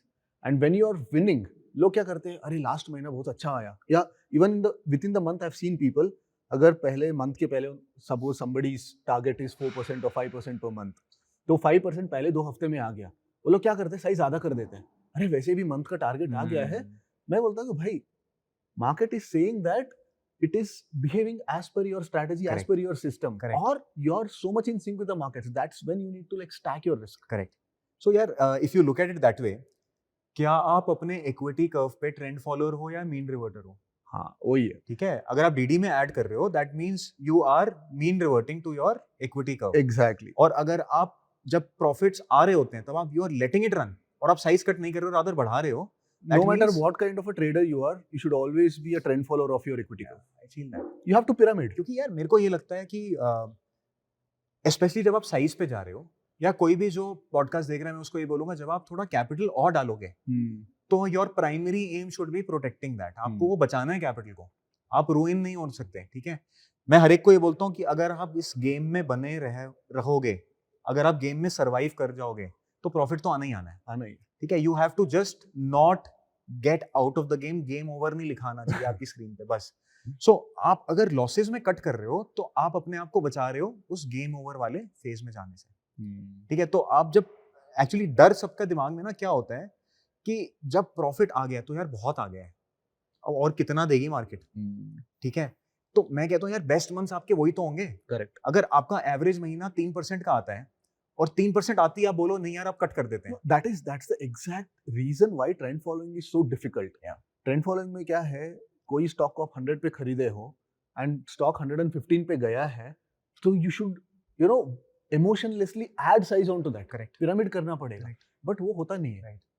लोगों को, and most of the time कैसे होता है, जब भी आप साइज ऐड करते हो वो पुल बैक दे देता है, and you lose a lot of your mark to market. So Praful यार यहीं पे ही ना that systematic trading also differs from person to person. अगर दो लोग सेम स्ट्रैटेजी भी चला रहे हैं ना, उनके रिजल्ट्स अलग आने नहीं पाएंगे, सेम आने नहीं वाले हैं। तो that is where art comes in, how good of an artist you are, और वो एक्सपीरियंस के साथ आता है। जब आप मार्केट्स को रीड करते हो, drawdown phases are the best teacher मेरे हिसाब से। हमेशा जब भी ड्रॉडाउन फेज आया मैं वापस चले जाता हूँ to back test something new, to test it out again, और वो इंप्रूवमेंट ही होती है। तो अगर आप बैक टेस्ट को एक लर्निंग फेज की तरह ले रहे हो तो you will bounce back much stronger, much quicker. Absolutely. मतलब I have put out like more than 200 live trading videos on YouTube. तो कोई बंदा जाके मतलब मेरा 2021 का स्टाइल देखेगा and he sees my 2022 trading style versus 2023 versus 2024 pre-April and 2024 post-June. तो जमीन आसमान का फर्क है। फाउंडेशनल कॉन्सेप्ट सेम है, शॉर्ट वॉल ट्रेडिंग करते हैं, शॉर्ट गामा ट्रेडिंग करते हैं, वही है, but how you build the position, how you size up, how you size down, कहाँ पे लॉस लेते हो, कहाँ पे पिरामिड करते हो, like are you taking some additional cues from you know different walls के Right, ऊपर, लाइक right. कुछ एडिशनल क्यूज मिल रहा है क्या आपको? So these are the minor things which give you the edge. Correct. क्योंकि मार्केट में गिन चुन के कई सारे प्रूवन स्ट्रेटजीज है। एक मोमेंटम चलती है, एक ऑप्शन सेलिंग जो ट्रेंड फॉलोइंग जो बोलते, आई मीन वीआरपी हार्वेस्टिंग जो बोलते हैं वो चलती है। तो उसके अंदर ही आपको कुछ डिवाइस करना पड़ेगा, न्यूआंसेस ढूंढना पड़ेगा, एंड वो न्यूआंसेस तभी आएंगे जब आप टिके रहोगे। तो जैसे आपने कहा, गेम और नहीं लिखने चाहिए बस स्क्रीन के तो सामने। यार, मैं इसको ना ऐसे देखता हूँ, एक तरफ रिसर्च होता है एंड एक तरफ आपका एग्जीक्यूशन। लेटिंग थिंग्स बी होता है, मतलब एग्जीक्यूशन बोल लो कि यार उसको चलने दो। हम्म, तो ये जो रिसर्च और ट्वीकिंग वाला पार्ट है ना, ये दोनों में ना एक जो बैलेंस है, आपका नॉर्मल डेज पे बैलेंस बना होता है। जब आपका अच्छा चल रहा है तो push this up correct, and research को नीचे ले आओ, यस, ठीक है? डोंट अननेसेसरली पंगे वहां पे मत लो। जब आपका डीडी फेज है तो ये ऊपर चले जाना चाहिए। Correct. That is when you should put more time into research, otherwise वो एग्जीक्यूशन एंड स्केलिंग अप में जाना चाहिए। That is how I do it. मेरा तो ये फिलॉसफी रहता है। No, that's a very good philosophy to be, you know, to follow that, because जब something is working in your favor, don't go for alpha hunting. Just improve your execution Correct. and double down on what's working. Right. And when you start seeing that, you know, okay, something is about to stop working, then तुम्हारा research को बढ़ाओ and bring in certain new and parameters. थोड़ा सा ना मैं traders को ये बोलता हूँ कि जब कोई नया चेंज आ रहा है तो try and halt a bit. अब जैसे Correct. ये वाला फेज आया है, लेकिन मैं ये बोलता हूँ यार इतना मत डरो कि आप काम बंद कर दो, ठीक है? क्योंकि अब जैसे ये जो एक्सपायरीज के बाद का फेज है, अगर आप सेंसेक्स निफ्टी में काम कर रहे हो, at least for me returns have largely remained the same. I tweaked my strategies a bit, कम साइज पे चला रहा हूँ लेकिन चला रहा हूँ, Percentage returns तो same रहे। तो वो सेम है यार। तो आप डर के बाहर नहीं हो सकते कि यार मैं अब 6 महीने काम नहीं करने वाला, मार्केट को देखूंगा। अपॉर्चुनिटी कॉस्ट निकल रही है। चलो अभी फिर से तुमने रिटर्न्स की बात की, वहां पे भी नहीं बताया तुमने, हाँ। तो अब बताओ क्या रिटर्न? तो यार प्रफुल, रिटर्न एक फंक्शन ऑफ रिस्क है, ठीक है? तो मेरा शुरू से एम ये रहा है कि मेरे को कम से कम रिस्क पे कैपिटल को मल्टीप्लाई करना है, बिकॉज गेम ओवर नहीं लिखाना चाहिए या वो नहीं, फिर से घुमा फिरा के बात करो। 2024 में कितना बना? सो यार पर्सनल अकाउंट पे I M crossing 35%। 35% with a drawdown of 3%, 3%. 3 to 4%। Fantastic. Fantastic. But लोगों को चाहिए नहीं ना 35%. यार देखो अब वही है, हर एक का ना इसमें भी सबका अलग अलग है। किसी को 100% चाहिए, बट 100 के लिए आपको 10% का रिस्क भी लेना है, ठीक है? अब मेरे लिए एक्सेप्टेबल है कि यार मैं अगर मिनिमल डीडी पे अपना रिटर्न्स को मैक्सिमाइज कर सकूं, नथिंग लाइक इट यार। मुझे नहीं चाहिए 100%, मैं वो स्केल किसी और तरीके से बढ़ा लूंगा।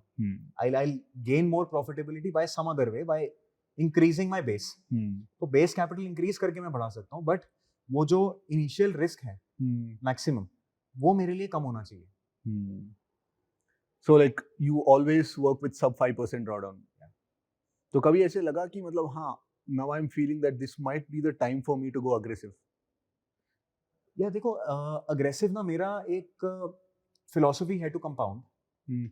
आई कंपाउंड विद प्रॉफिट्स, ठीक है? तो अब क्या है, जैसे एक बास्केट है, एक बास्केट को लेट से 25 लाख चाहिए रन होने के लिए, तो मैं क्या करूंगा, अगर प्रॉफिट या उसका रिस्क जो आ रहा है 25 लाख की बास्केट है, मैंने कहा डीडी मेरा 5% है, 1.25 लाख रुपए का हो गया। सो जैसे ही मेरे पास 2.5 लाख रुपए आते हैं, 2x of DD, I try and increase size there, ठीक है? जो भी एक्सेस कैपिटल मेरे पास आते जा रही है ओवरऑल, अब बेस कैपिटल पे जो प्रॉफिट बना उसको मैं और रिस्क में लगाता जाऊंगा। तो usually it is around 2x of DD, तो that way I keep on scaling up. Okay. तो basically like you start off with one particular DD, उस डीडी का डबल पैसे बना, तो you size up. Correct correct. So अब इस साल क्या है, क्योंकि चेंजेस बहुत फ्रीक्वेंट है ना, तो प्रेडिक्टेबिलिटी उतनी नहीं है, Correct. कॉन्फिडेंस आपके पास थोड़ा कम है. अब नवंबर से मैंने स्केल अप किया ही नहीं, अक्टूबर से नहीं किया रादर. क्यों? क्योंकि आपको विजिबिलिटी नहीं है फ्यूचर की. यही अब 1-2 महीने हो जाएंगे और समझ आ जाएगा अब से भी थोड़ा सा रुक गया है चेंजेस पे. देन यू वुड वांट कि हाँ यार अब मैं सांस लेने दे रहा है सांस थोड़ा। लेने दे रहे हैं हम बेचारे ट्रेडर्स को. क्योंकि आप देखोगे यार हुआ क्या है पिछले 2 सालों में, आपके पास पहले 2 days एंड एक्सपायरी था, तो आपका सब अच्छा चल रहा था. मैं कह रहा हूँ 2020, 21, 22, 23 ड्रीम पीरियड. हाँ, but तभी 2024 also तो not that लोगों ने कहा bad, यार okay, करना क्या है, मतलब- सुबह आके ऑप्शन ही तो बेचने, दोनों साइड स्टॉप लॉस लगाया, पैसे बन रहे हैं. तो people made a good amount of money. उसके बाद रेजिम चेंज हुआ, मल्टीपल एक्सपायरीज आई, तो हमें सब कुछ फिर से अडेप्ट करना पड़ा. 3-4 महीने लगे. जब सब कुछ अच्छा हो गया था, आप कह रहे थे यार बढ़िया है वैसे ही रहे. Then another change comes in. Yeah. Now you have to figure out अब मैं दोबारा क्या करूं.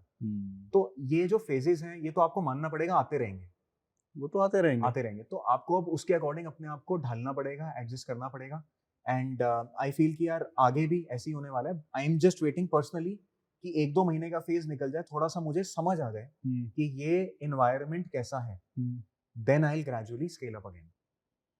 So, do you think that discretionary traders have an advantage in adapting to the market dynamics faster? सो ये डिस्क्रिशनरी ट्रेडर के पास certainly एक advantage है कि आप अडेप्ट ज़्यादा क्विकली कर सकते हो. You don't have to wait for data Correct. To come in. और आपको कुछ डेटा में लेट्स से मेरे पास कुछ डेटा में विजिबिलिटी नहीं आ रही है कि यार पुरानी जो स्ट्रैटेजीज है ना वो नहीं चल रही है, तो मैं तो वेट करूंगा कि भाई जब तक मुझे डेटा कुछ हिंट नहीं देगा मैं कैसे प्रोसीड कर सकता हूँ. So that way you will have to wait for more information to come in, कि आपको वैलिडेशन मिले कि ग्रीन सिग्नल बेसिकली मिल जाए आगे बढ़ने का.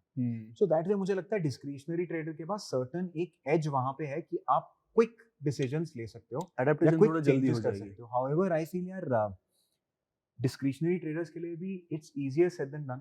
You are one. तो इतना आसान भी नहीं है कि यार अगर रेजिम चेंज हो रहा है तो डिस्क्रिशनरी को इफेक्ट ही ना करे. So yeah, as you were saying, even it's not that easy for a discretionary trader to adapt quickly, because क्या होता है, discretionary traders, systematic traders तो डेटा के लिए वेट करते हैं, बट डिस्क्रिशनरी ट्रेडर अपना पूरा मेथड को मतलब थोड़ा चेंज करना पड़ता है, उसका साइकोलॉजी को चेंज करना पड़ता है. And mostly the psychology is about like how you handle your MTMs, how you size up, how you size down. And with every regime discretionary trading also requires adaptability. तो adaptation के बिना तो कुछ हो नहीं सकता. तो मैं बता रहा था ना, लाइक 2021 से लेकर 2025 तक मेरा जो यूट्यूब लाइव ट्रेडिंग वीडियोस है वो देखोगे तो आपको पता चलेगा कि how every 6 or every 7 months, like there is some tweak that needs to be made to even my discretionary trading. Correct. Framework same है, अप्रोच सेम है, बट उस अप्रोच के अंदर वो जो नुआंसेस है, वो निटिग्रिटीज है, वो टेक्निकलिटीज है, वो हमेशा चेंज होते रहते हैं डिपेंडिंग अपॉन द रीजन. अभी सडनली मतलब लोग पूछते हैं कि like 2024 even after all those ups and downs and I had like a flat quarter, like my returns were like exceptional, probably like financially 2024 was my best year being an option seller, neutral option seller. तो लोग सोचते हैं कि like oh तुमने तो option buyer बन गया इसलिए पैसे बने. नहीं, like I did the exact same thing what I was doing in 2021 but just with a minor tweak. So अभी फिलहाल सिर्फ इंडेक्स ऑप्शंस ट्रेड कर रहे हो या you are still running your SSO book? So SSO यार is a part of my book. थोड़ा बहुत एसएसओ चलता है. तो एसएसओ में माय फिलॉसफी हैज बिकम कि the more number of scripts you trade, आप अपना सिंगल स्टॉक ऑप्शन का रिस्क कम कर देते हो. तो बेसिकली वहां पे सिर्फ वीआरपी हार्वेस्टिंग ही चलती है. देयर आर मल्टीपल मॉडल्स जहां पे I am doing only delta neutral selling. और जैसा कि मैं बोलूंगा I for delta neutral selling मैं सिर्फ स्ट्रैडल सेल करता हूँ. No strangles, nothing, pure straddle selling. And उसका मैनेजमेंट हो गया.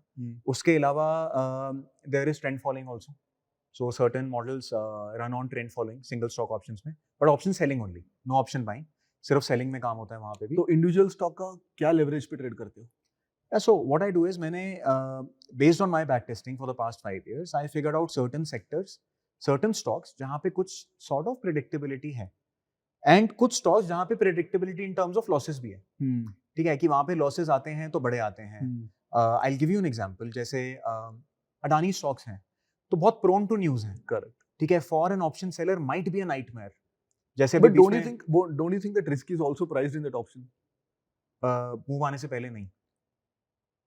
नहीं, generally Market is efficient. So you see the kind of moves Hindenburg के बाद आए हैं. No, that was completely different.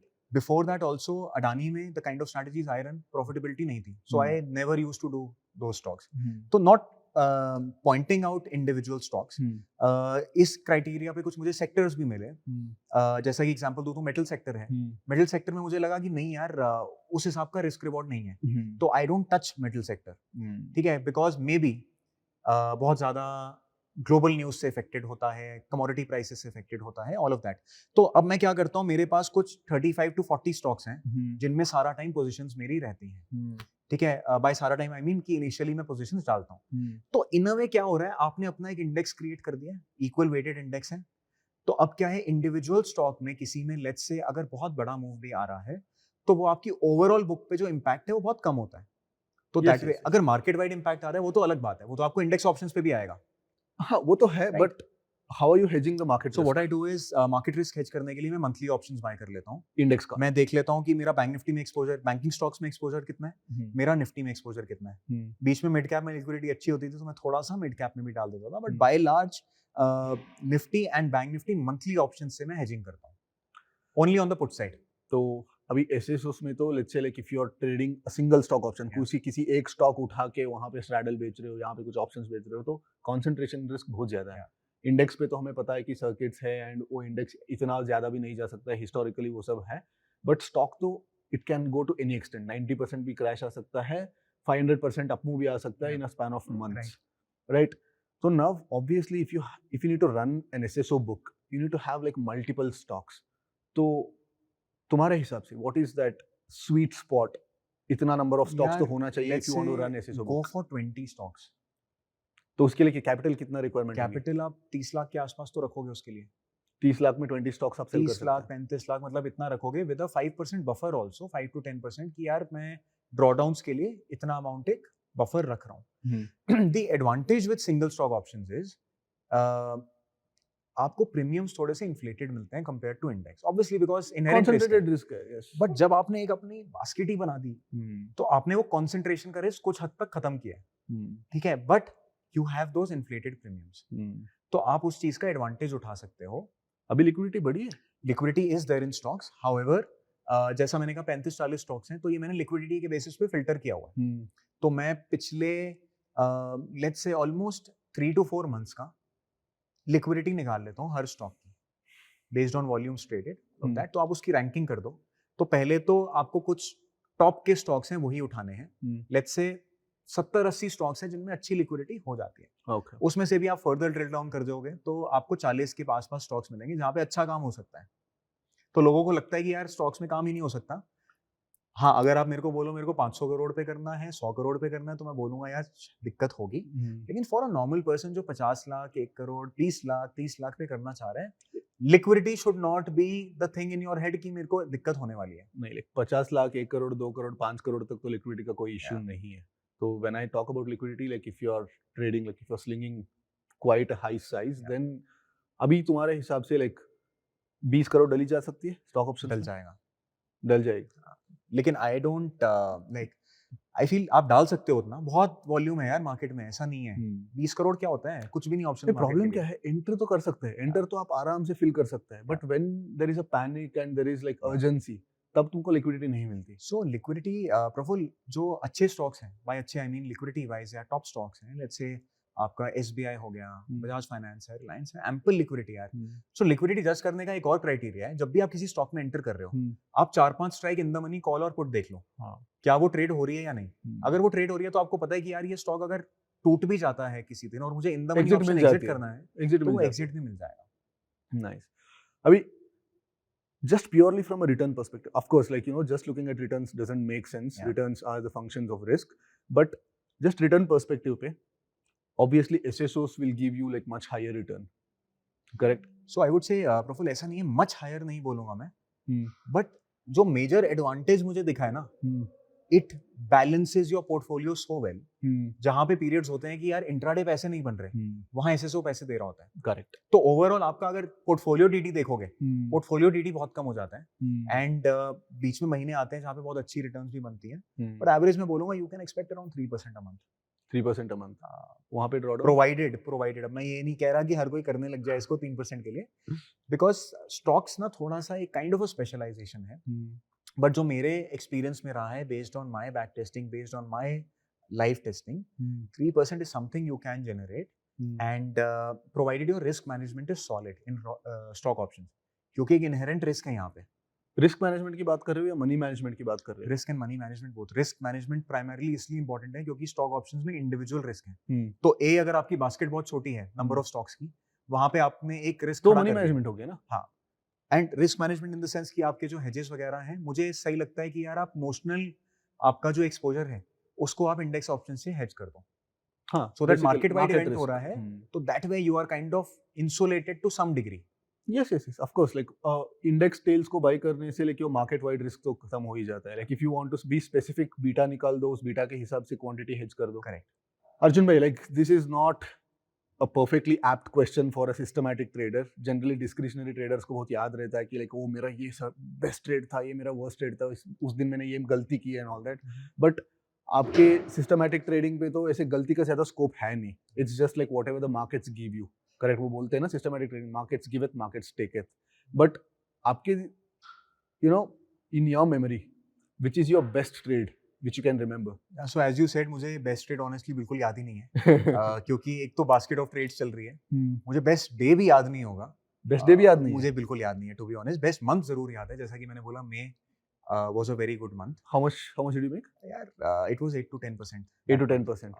Nice. It was about 10%. So that was the best month. Individual day to day, I try not to keep a track of that. However, एक मेरी practice जरूर है जहाँ पे मैं डे एंड पे आज भी अपनी ट्रेड लॉग्स जरूर बनाता हूँ। अगर मेरी दिन की 25-30 स्ट्रैटेजीज भी चल रही हैं, तो by hand we feed it in our Excel कि स्ट्रैटेजी वाइज परफॉर्मेंस क्या रही है। तो मेरे हिसाब से ये this is something which has really helped us figure out कि डे टू डे तो क्या चल रहा है, आपको ट्रैक रहता है, स्ट्रैटेजी सबकॉन्शियसली प्रिंट हो जाते हैं ना सारे प्रिंट होता है। तो मेरा एडवाइस ही सबको ये रहता है कि यार प्लीज ट्रेड लॉग बना लो। प्रॉब्लम है वो मेहनत वाला काम है, तो कोई करता नहीं है। बट अगर कोई करना शुरू करे, जैसे in one of the podcast I mentioned कि ट्रेड लॉग अगर कोई भी बना रहा है, आपको मैसिव इंप्रूवमेंट दिखेगी अपनी परफॉर्मेंस में। 1 महीना करके देख लो। तो बहुत लोगों ने किया भी, एंड आई गेट मैसेजेस कि इन सम वे उनको अपने कुछ पैटर्न्स पता लगे जो वो कंसिस्टेंटली कर रहे हैं, जिसकी वजह से उनको नुकसान हो रहा है। करेक्ट। तो आप इस टाइप की चीजें वहां से आइडेंटिफाई कर पाते हो। तो बेस्ट और वर्स्ट, यार पर्टिकुलर मुझे ट्रेड्स तो याद नहीं है, बट हाँ एक systematic trader, being a systematic trader, मुझे महीना बस याद है अपना क्या था। So since you're like noting down all these numbers and trade log on a daily basis, तो you're slightly ahead of the data. Correct? मतलब 4 महीने का डेटा आने से पहले 1.5 महीने के आसपास ही तुमको एक पैटर्न नजर आ रहा होगा कि हाँ ऐसे ऐसे हो रहा है। बिल्कुल।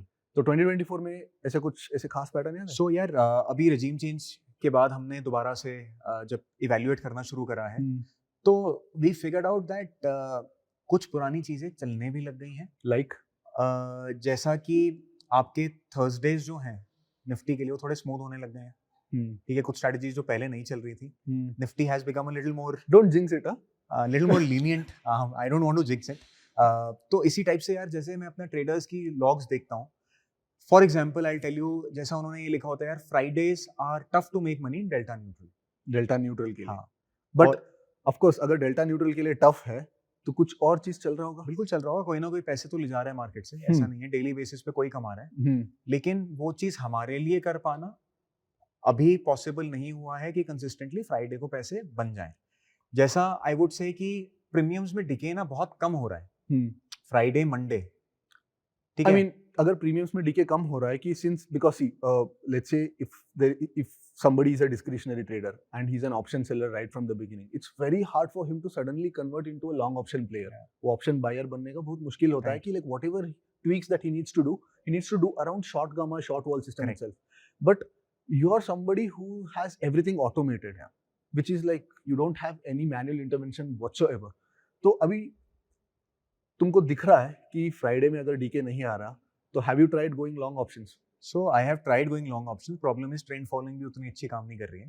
So मेरा यार थोड़ा सा ना डिफरेंट रहता है। I don't hesitate adding my own flavor to systematic trading in the sense कि जो नहीं चल रहा उस पे ज्यादा फोकस मत करो, जो हम्म। चल रहा है उसको स्केल अप कर दो. Double down on what's तो working. What I have done is Sensex में DT1 इज डूइंग Liquidity मिल रही है. डिसेंट, मतलब उतना स्केल नहीं है, but I am amping it up. Hmm. और ट्यूसडेज को पूरा एक्सपायरी चल रहा है, हम्म। वहां पे कोई दिक्कत ही नहीं है. वेंसडेज को I have kept the quantities low, hmm. Thursdays को अगेन हाई. तो हम्म। एक्सपायरी ट्रेडिंग फुल चल रही है. हम्म। बाकी में अभी ये कह सकते हो कि ऑब्जर्वेशन फेज में है.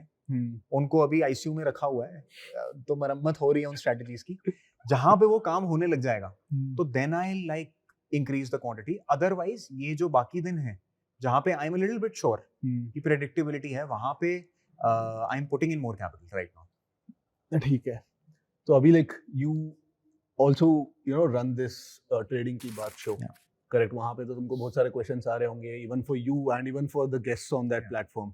बट अभी इस प्लेटफॉर्म पे, इस शो के through, what is that one advice that you want to give if somebody starting out new? तो यार my advice to everyone is कि यहाँ पे ना the game is very different. First of all in trading जो हम बचपन से गेम्स खेलते आए हैं वो गेम्स बहुत अलग हैं. विनर टेक्स इट ऑल होता है, ठीक है, and you have to win maximum amount of times. जैसा कि आप बचपन से क्रिकेट देखते आए हो, तो जीतता अल्टीमेटली कौन है? जिसने सारे मैचेस जीत लिए हैं. तो हम सेम एक्सपेक्टेशन लेके ट्रेडिंग में आते हैं कि मुझे हर रोज प्रॉफिटेबल होना है. One is that. So you want your win rate to be as high as 100%. किसी एक दिन लॉस होता है यार, आपको चुभता है कि I took a hit. So that way you should focus more on overall profitability rather than being right all the time. Being wrong is okay, but when you are wrong, तब आपको पैसे मार्केट को कम देने हैं. तो ensure that जब भी आप लॉस ले रहे हो, आप कम लॉस ले रहे हो, छोटा लॉस ले रहे हो, वो आपको सर्वाइव करने दे रहा है. लॉस को कभी बड़ा मत होने दो. मेरा एक सिंपल सा लॉजिक है, and I tell my team also, कि अगर आप स्क्रीन पे हो और कभी let's say stop loss skip हो गया, आई डोंट केयर कि वो 20 पे कटना था और अब वो 100 है. वो कटना चाहिए, जहां दिख गया वहां कटना चाहिए. जहां पे दिख गया वहां पे कटना चाहिए. मतलब ये नहीं है कि यार 100 पे आ गया नीचे तो आएगा. Don't do that. जो आपने अपने लिए एक लिमिट सेट कर दी है, इंश्योर कि आप उस लिमिट के अंदर ही काम कर रहे हो. जहां आप उस लिमिट से बाहर हुए ना, आपने सब कुछ मेसअप कर दिया, सारी इक्वेशन आपके अगेंस्ट चली गई है. So try and stay in the game. दूसरा, जब आप फुल टाइम ट्रेडिंग में आ रहे हो, ठीक है, तो मेरे हिसाब से मैं एडवाइस सबको यही करता हूँ, ensure you have a backup. ठीक है, backup can mean different things. Backup can mean you have a degree. Backup can mean you have a cushion, financial backup. आपका फैमिली सपोर्ट है, और let's say you have a partner who is working. So that way backup can mean different kind of things. यार ये नहीं चला, then what? अब इसको इस तरीके से नहीं लेना कि यार मैं तो पहले ही अपने आप पे डाउट कर रहा हूँ कि मैं बैकअप क्यों रख रहा हूँ. क्योंकि आजकल ऐसा होता है ना सोशल मीडिया पे, पीपल टेल यू यार टू गो ऑल बैकअप हटा दो अपने, to go all in. Have no backup. No, that is not a sensible approach. क्योंकि ट्रेडिंग में प्रेशर डे 1 से आने लग जाता है. Let's say you come day 1 पे आपके पैसे चले गए, तो डाउट छोटा सा ही सही वहां से आने लग जाएगा.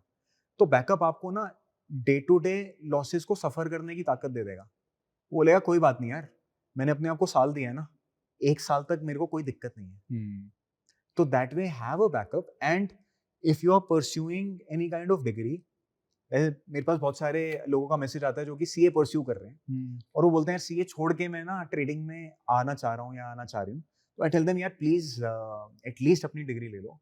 आपके पास पूरा लाइफ टाइम पड़ा है इसको परस्यू करने का, मार्केट कहीं नहीं जा रही है. सो मेरे हिसाब से all of that is very important. Plus आप जैसा मार्केट को बाहर से देख रहे हो या ट्रेडिंग को बाहर से देख रहे हो, वो एक परसेप्शन आपको ना बहुत डिफरेंट दी गई है. Yes, by people who are showing their laptops on let's say vacation, कि आज मैंने यहाँ ये किया और इतना बन गया. आप ऑब्वियसली वेकेशन से ट्रेड कर सकते हो, बट ऐसा नहीं है कि आप सारा टाइम घूमते रहो और आप ट्रेडिंग वहां से कर लोगे.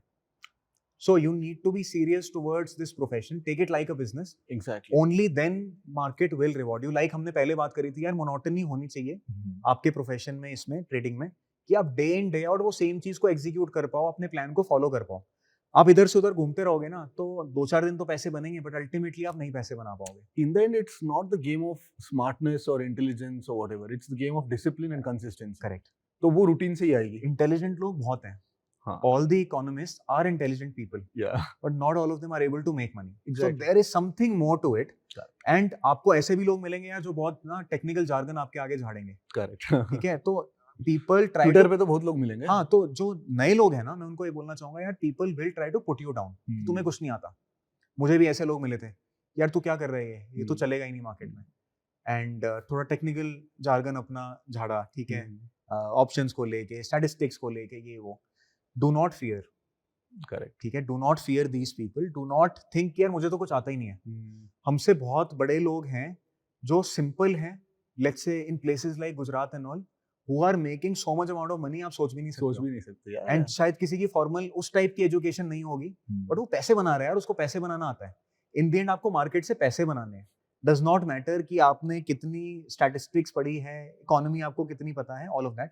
सो try to keep things simple, evolve yourself, more than that जितना ज्यादा कंसिस्टेंसी और डिसिप्लिन लाइफ में लाओगे, trading will improve. That equalizing nature of markets are great equalizer, correct? कोई भी हो, you are from IIT, you are from Harvard, or you are 7th pass out, everyone is equal in the market. Correct. So that's the beauty of it, Right. And you know that makes us fall in love with the markets every day. Correct यार, बड़े से बड़े hedge funds जब बंद हो गए, Correct. तो वो लोग इंटेलिजेंट नहीं थे, best of PhDs, best of coders, all of that. So if they could go down, you can also fall. So be humble with the markets and do not try to like tell anyone else or even yourself कि मुझे सब आता है। तो nobody knows it all यार, मतलब Absolutely. every day is a new day, there are new phases coming in, तो always have that learning attitude, and I think वही है जो आपको आगे बढ़ने देगा। So you know, I want to touch upon this mental health and meditation का aspect because trading is a lonely profession, and वो एक ऐसे profession है जहाँ पे तुम इस profession का जो भी ups and downs को ना, you can't share with anybody, not even with your family members, because everyone becomes judgy and they don't understand how the entire career of trading works. So especially like somebody who comes new, तो उनका mental health तो मतलब बहुत ज़्यादा ही मतलब declining state में रहता है whenever they are going through drawdown phases, whenever they are not able to make money, and when they come on social media they compare themselves with somebody else who's making money, तो FOMO रहती है and they'll be super hard on themselves. तो they'll be super hard on themselves. So what is your way to, you know, cope up with that mental health? So Praful, ऐसा है कि यार trading में stress तो है ही है, तो आपका अगर वो फिजिकल टोल ले रहा है तो मेंटल टोल उससे ज़्यादा ले रहा है, ठीक है, तो वो आपको परेशान तो कर ही रहा है। रात को भी आप अगर डाउ देख रहे हो तो कहीं ना कहीं आप परेशान हो, स्ट्रेस्ड हो कि कल क्या होने वाला है, एंड सिमिलरली वो आपको दिन में भी जब आप M2Ms वगैरह देख रहे हो तो it is troubling you. So whatever is going in your subconscious, you have to kind of make it settle down. So I think meditation in that way helps you relax and take the stress out from here. How has it helped me? I make it a practice to meditate daily. कितने minutes? Yeah, so I can go up to an hour or two also, provided I have the time. तो ये gradually समझ आया, and like you said कि यार अपने आप को ना लोग बहुत कंपेयर भी करते हैं, तो meditation helps you drill down deep and figure out कि आपके इमोशंस हैं क्या अंदर। I tell you what emotions traders have. One is guilt of not making enough, the other is shame that somebody else made money, I was not able to, I had a negative year. तो यार ये आपके जो emotions आ रहे हैं अंदर, you have to get rid of them, otherwise आपकी performance degrade हो रही है। बाहर के जो हेज फंड्स हैं, some of them keep proper trading psychologist, ठीक है, तो they help you like take it out. And performance enhancing coaches, correct, discretionary trader के लिए यार सुबह अगर घर पे लड़ाई हो गई है, आप मार्केट में आके निकाल रहे हो, या सिस्टमैटिक ट्रेडर क्या बोलेगा, यार मैं खुद ट्रेड्स डाल देता हूँ, चुल ट्रेड्स डाल देता हूँ, तो आप मार्केट पे वेंट भी कर रहे हो अपना गुस्सा आके निकालना, तो उससे आसान वैसे तरीका भी क्या है, ठीक है, मुझे अगर गुस्सा आगे निकालना है, मैं ट्रेडिंग करने लग जाऊंगा, ठीक है, लॉसेस लेने लग जाऊंगा, उस टाइम मुझे समझ भी नहीं आ रहा, but somewhere it is coming out. So that वे कहीं ना कहीं आपकी परफॉर्मेंस ना इम्पैक्ट होती है अगर you are not stable over here. So that way I feel कि यार if you add meditation to your routine, it will help you immensely, even if 5 minutes a day, तो 5 मिनट भी अगर आप कर रहे हो ना, आपको एक मैसिव डिफरेंस दिखने वाला है। And for some people it might take you on an all together different journey, जो आप आगे जाके एक्सप्लोर करोगे। एब्सोल्युटली। अभी क्या हो रहा है, like we are constantly feeding information, तो वो इन्फॉर्मेशन कभी फ्लश नहीं होता, प्रोसेस नहीं होता, तो even if you sit for 5 to 10 minutes, तो बेसिकली जो भी सरफेशियल लेवल पे जो बहुत सारे चीज़ें हैं, at least you will be able to like revisit them and flush them out. Correct. even if you're not able to like focus and वो जो higher levels of meditation Right. पे जा नहीं सकते, कम से कम वो जो flushing of whatever excess stimulation that you've got throughout the day, वो हो जाता है तो कम से कम like you'll be sane. Absolutely. So Arjun bhai, it was great having you on the show. Praful, my pleasure being here. Thanks to you, thanks to Grow, Breakfast with Traders and Trading की बात हम 2 shows कर रहे हैं. And I think हमारा aim यही है कि यार अगर छोटा सा भी वैल्यू एडिशन कर पाएं लोगों की लाइफ में, उनकी ट्रेडिंग इंप्रूव हो पाए हमारे एक्सपीरियंसेस से, हमारे गेस्ट के एक्सपीरियंसेस से, so nothing like it. And I hope जो भी मैंने बोला है इससे किसी की कुछ हेल्प हो जाए किसी वे में. No, it was as candid as it could get. It was as raw as it could get. Because like we want people to consider trading as a potential career, but no, they have to come with their eyes open. They have to come here with a realistic expectation, and that's what we are trying to do here.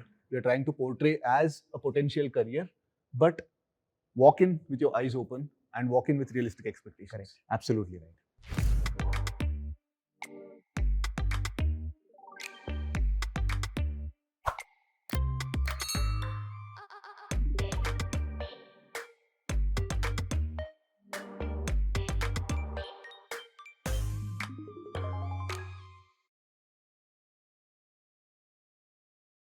Investment in securities market are subject to market risks. Read all the related documents carefully before investing. Please read the risk disclosure documents carefully before investing in equity shares, derivatives, mutual fund, and or other instruments traded on the stock exchanges.